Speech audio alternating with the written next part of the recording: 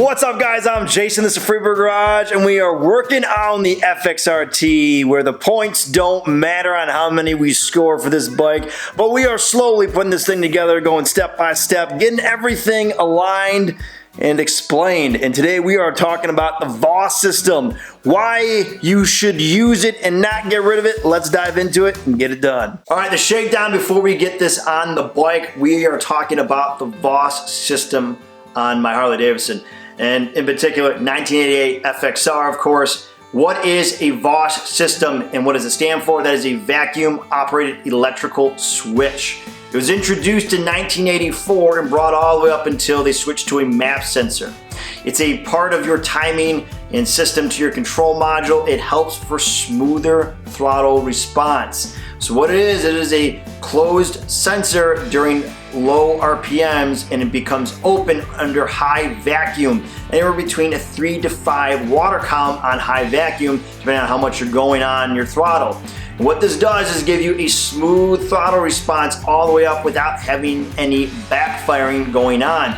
Essentially what it does is that it advances your timing on your bike to be able to catch up to what you are trying to get to give you that smooth curve on there.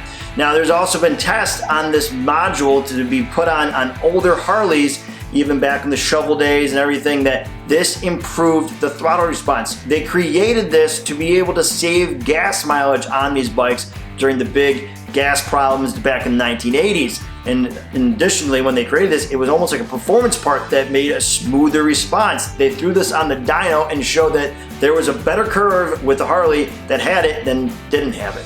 So there's a lot of advances that you want to be able to use this for, and if you don't, because you just want to clear it up, you're kind of doing yourself a disservice on this module. Show you what it looks like. It's pretty small, right? It's this one right here, and you got a vacuum, you got a wire here, and the vacuum goes to your intake, and then your wires go to your harness, which controls your module, then goes into your plug in the front of your nose cone that all connect to your timing. So what that does is that they all work in junction to be able to give your perfect timing, or generally the best timing advance that you could have on your bike.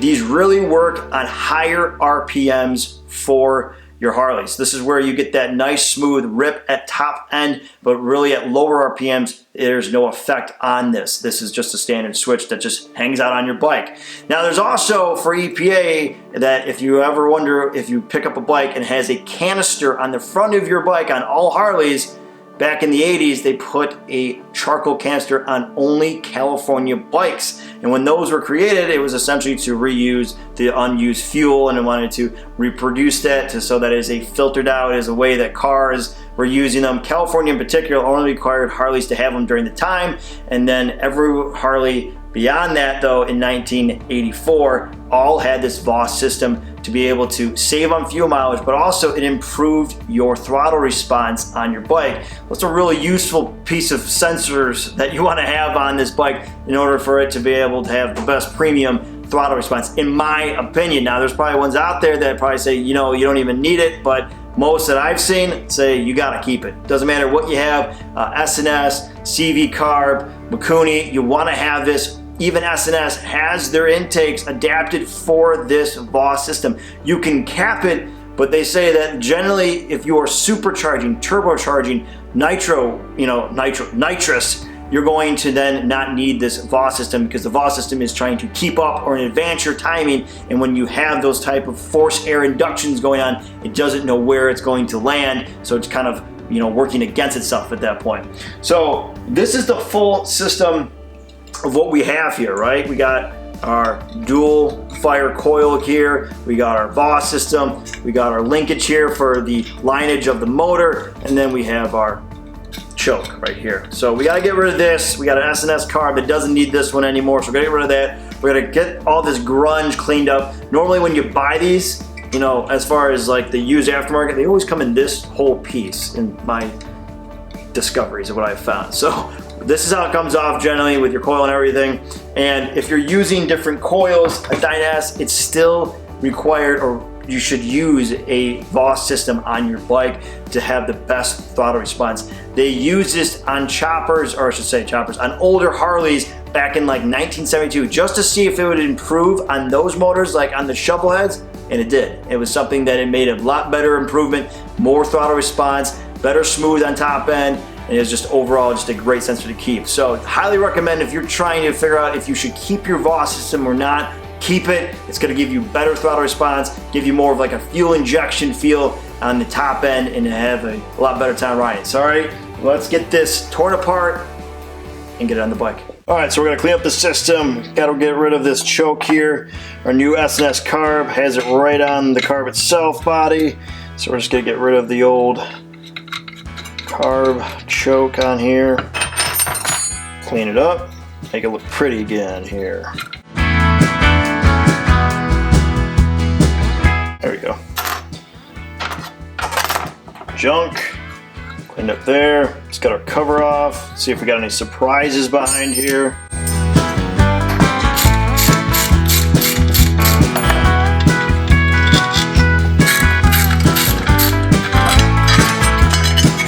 All right. There's our coil. Pops right out. Looks good. Still original too, which is nice. That aside. Cover, and we'll keep the linkage together here. We're just gonna clean up all this, and you know what, I don't want to hit it with any brake clean that doesn't need it, so we'll remove this too.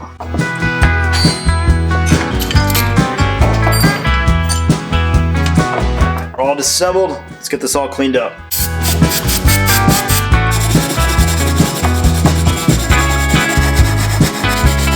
Cleaned up for the best this old mount is gonna look, in my opinion, for where it's gonna go, hidden away.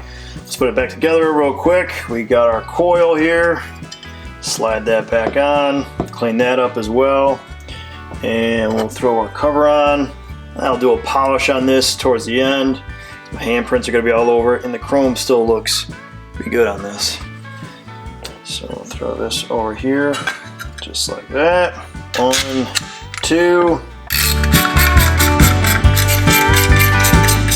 All right, situated on that, and there were 2 bolts back on here. Actually, we'll wait until we get the wires on there.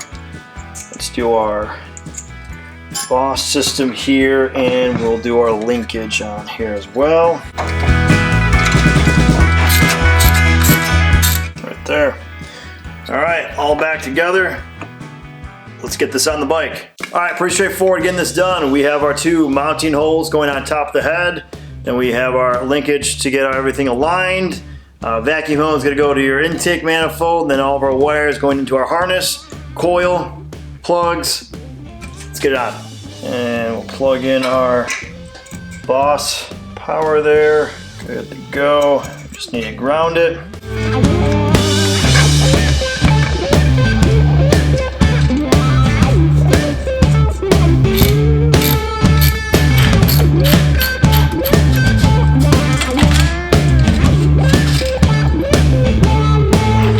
There it is. What is a VOES system now installed on the bike?